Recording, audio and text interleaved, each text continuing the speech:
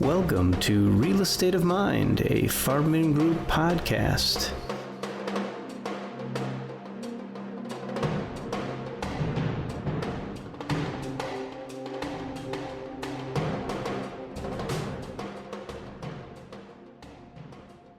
Welcome to another edition of Real Estate of Mind.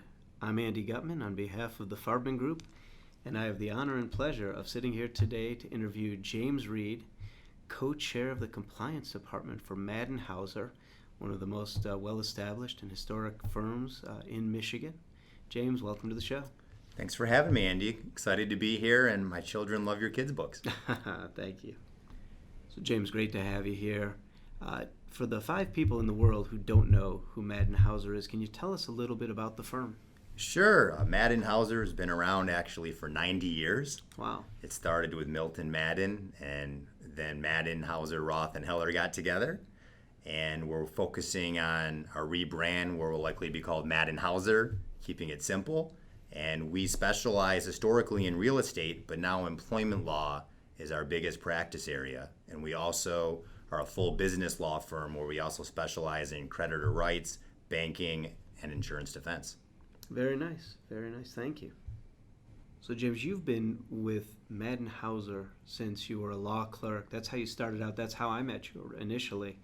And you were always this really nice young guy who did great work for us, but you've had an incredibly meteoric rise to the top of the firm, doing incredible things.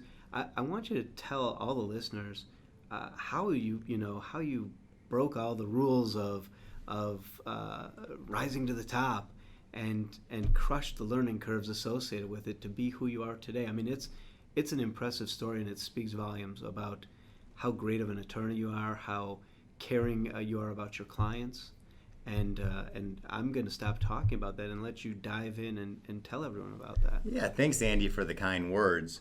I've always tried to be a sponge, and I greatly appreciated the entrepreneurial spirit Maddin Hauser had by allowing me to have interactions with Andy and other people at Farbman Groups such early on in my career. You were so kind to welcome me on your softball team, so I was able to play tennis and softball with not only you, but other clients as well. All right, James, let's stop you there, because on the softball team, are you the reason that we were banished from softball forever? I may be part of that reason. That I was okay. On the last team that we had. That was our last team. I learned how to focus on my strengths. Okay. And then switched to developing relationships through tennis and even running and cycling and other sports. And as well as I was lucky to have the 2008 downturn, although that was horrible for the real estate market and the economy. For someone trying to become an up-and-coming employment attorney, every company needed someone to help right-size the company to survive in that next generation.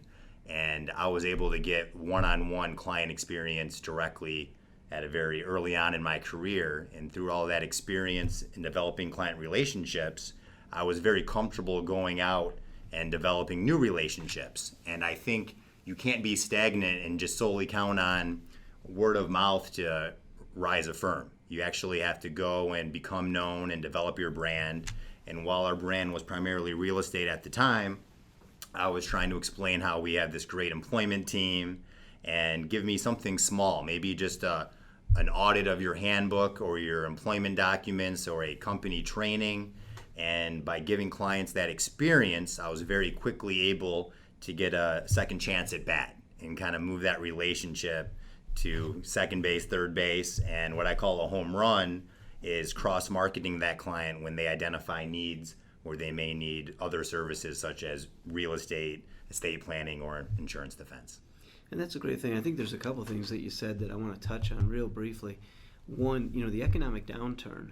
Thankfully, it's so far in the rearview mirror for most people, but what a great training ground for whether it was commercial real estate, law, wherever you were at that time. If you could survive and even thrive in that environment, you can survive through anything. And I think it's a great learning curve. I always tell our real estate people, you got a lesson that very few people will ever get again. So I commend you on not only being able to start your career doing that, but to make it a thriving part of your practice during one of the toughest times ever. Thank you. Those survival instincts, I think, made me become a originator. I didn't always plan when I was a clerk to solely focus on bringing in a bunch of clients and having my own clients to work on until I kind of was forced into it where you have to survive. Right. And the second thing that I think is unique about you, because many times people who develop business, whether on the side of a law firm or general business developer, salespeople in general, really focus on just that one branch for the client. And you have this natural tendency and ability to say, what else does the client need? And sometimes it's within your law firm, because you're very good at saying, we really should connect you with so-and-so in the law firm, not as a self-serving tool, but in the best interest of the client. That's right. I'm the first one to say our firm doesn't do this area, and here's a referral as well. The benefit that I had being a law clerk is actually everyone in the firm was my boss at some point in time, and we had a mentorship program where I had to work in every practice area. So I am able to see the chessboard, and I'm also a chess geek at heart, and that helps advise my clients in the right direction. That's really cool. And the other piece of it, though, is I think your networking portion of it allows you to see beyond their needs just at the law firm. And I know you make it a habit where you connect clients to other needs that they may have. You seem to know everybody in every industry.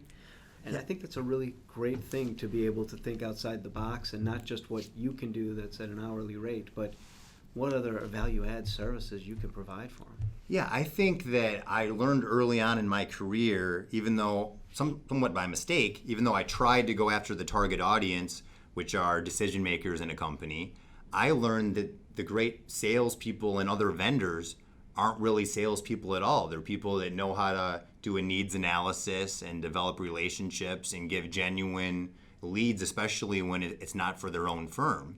And by being around those people at various networking events, I was able to learn through living it on how to develop the most sincere relationships. And if you really want to sell, you can't tell people what they need. You have to educate them enough to come to their own conclusions. Very nice. James, you talk to me from time to time about the preventative audit that you do with clients. And I don't know if our listeners all know what that means to them. Tell us what you mean when you talk about a preventative audit for your clients. It's like when an employee complains to the boss. You appreciate their communication, but you'd rather they come to you with a solution instead of just the problem. So when I'm active in litigation, the clients like it when we win, but they aren't happy because they're stuck in litigation in the first place. Right. So I thought the best way to add value is to share the issues I'm seeing in the industries and try to prevent the problems from happening in the first place, doing a preventative audit, whether that's updating contracts, updating employee handbooks, or providing management and executive training so they know how to spot the issues and work through them. Very nice. And I would imagine your clients appreciate that proactive approach to things, because they at least can see all the way down the field, and they get to see the whole field instead of just part of it, and the end game makes sense for them. When I identify strategies to avoid litigation, they realize I'm not in it for myself, and I'm trying to help them make the best economical decisions as well. And that's a nice touch too, which I think is rare, because it's not about the hourly billings. It's about the long-term relationship. I think that's so important in all of business, but really important with your lawyers as well, that you're thinking about, I want to be their lawyer for their entire company's history, and not, I'm just going to be one and done. Yeah, I have a 30-year career left at least, hopefully. At least. And I would love the opportunity to have a positive experience so that we continue the relationship. That's great. So while we're on it, what other hot topics are there in human resources right now that you want to talk about today? Sure. So the hot topics always, but more so now than ever, are drugs, money, and sex. And with recreational marijuana and the new regulations coming out in December, companies have to decide if they're going to have, 2 drink tickets and 2 brownie tickets for their holiday parties, or what their policy is on drug testing in general, if any. Especially with an all-time job shortage, people are skipping the drug testing for applicants. And are they really now? Only doing it if there's reasonable suspicion, at least 90% of the companies across the board. Regarding sex, for the first time in the last 10 years, sexual harassment claims were the #1 claim over race discrimination, and religion, age, any other protected class. And why do you think that is? A large part is the Me Too movement is one of the biggest employment law movements in the last several decades, and employees are more encouraged to communicate about skeletons in the closet and issues that they've had. Yeah. And recent studies have shown that 60% of employees have had a romantic relationship in the workplace at some point, and 19% have had marital affairs. Wow. And eventually, when an employee is separated for any reason, they sometimes think it was unfair. And rather than hold themselves accountable, maybe the manager didn't identify the reasons for the separation, they may assume a protected class, such as that relationship or some other protected class, was why they were treated unfairly. So my goal is to allow managers and executives to give appropriate coaching and feedback to employees, so when there is an adverse action or separation, they aren't made to believe it was for an inappropriate or unfair reason. And I think the main issue that I'm seeing for 2020 involving money is that there's a new exempt salary threshold. It's going up $12,000 a year. Nice. So essentially the $455 a week, which is around $24,000, is going up closer to $37,000. And companies are going to decide whether or not to reclassify employees as hourly and pay overtime if they have duties where they're supervising 2 or more employees or essentially in management or above, or are they going to pay them a salary and increase their salary to the extent it's at that lower threshold. And the biggest employment issues I'm seeing are people identify one issue but don't see the overlapping laws. And there are so many overlapping laws, whether it's state law to federal law to local city or township ordinance. And also, just because you spot a Family Medical Leave Act issue, did you also see the Paid Michigan Medical Leave Act issue? Did you also do an American with Disabilities Act analysis or Michigan Persons with Civil Rights Act? So there's various analysis that you need to do that I think without sufficient training and calling an expert, you're playing in a dangerous landmine. And the issues you talk about, that, I mean, it sounds like something that if companies are smart, they're checking with you in advance. You do a lot of speaking on these topics as well, correct? I speak at least once every single week, and part of it is in my nonprofit volunteer role. I've been appointed the director of Michigan SHRM, and I like to give back and provide human resource training about all the lessons that I've learned along the way. And also, it'll allow employees to minimize liabilities by hopefully spotting the issues and knowing when to seek help. And that's a great thing. It's good you're getting out there, because it sounds like there are so many trapdoors that employers can fall into. There are so many trapdoors. It doesn't matter if there's a Democratic or Republican president. Anytime there's change, there are new issues to deal with. Absolutely. Appreciate that. And I just wanted to close by saying many companies see discrimination as a negative, and it is very negative when it's illegal discrimination.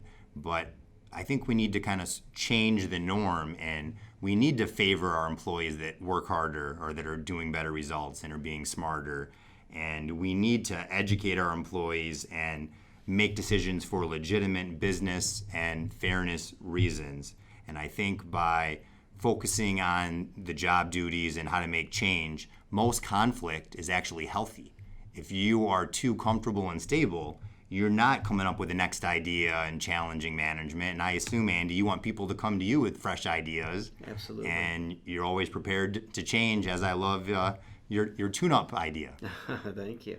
Well, I appreciate the plug for our tune-up program, which, of course, we're out there right now doing the tune-up, helping people understand their real estate and getting out in front of people. It's absolutely free. We will check under the hood of your real estate and help you out, so I appreciate that plug. I think you make a good point, though, with employers. You know, it's we believe heavily in non-discrimination when it comes to employees, but we always tell our employees, you know, I used to say I don't play favorites with employees, and now I've changed that in my career and saying I do play favorites. If you work hard, you work smart, you are looking out for the best interest of the company first, you are not creating drama within the organization, but trying to make positive change, those are our favorite employees. and we want them to succeed and we want them to do well. And I think that's okay for employers to want that. We're big believers in trying to change the behavior of our employees when it's not working. Our goal is never to fire, and good organizations try not to do that. Our goal is to change the behavior that's not productive to the organization and make them succeed and look out for their best interest. And I think with guidance from strong experts like you, James, we all can do a little better. And I hope that when our listeners hear this, they understand the value. Because when you bring up some of the hot topics that you're dealing with nowadays, whether it's the cannabis industry, which is very confusing to all of us, especially in real estate, Exactly. or issues of sexual harassment, which employers want people to tell them if there's issues harming them in the workplace, but getting the guidance as an employer, how to spot that, how to look out for it, how to set policies that protect us from that even occurring. That's where you come in, and it's amazing. Right, regardless of the legal benefit, if you can make employees happy to be at work and feel a purpose, you can increase productivity by as high as 50%. That's an amazing statement. I mean, that is a huge jump, and so hopefully people will be reaching out to you to talk more about this. James, let's talk about, for a quick second, how do people get a hold of you if they want to talk to you? Sure. Well, the first call is always free, and my direct dial is 248-351-7060, and my email address is jreid@maddinhauser.com, JREID@MADDINHAUSER.com. Really appreciate that. I want to also thank, we've had the pleasure of knowing Maddin Hauser far beyond my career. It dates back to, Bert Farbman and Mickey Maddin, and Mark Hauser, Steve Salen. You've got amazing counsel there, Ron. So I could keep going forever. Great firm.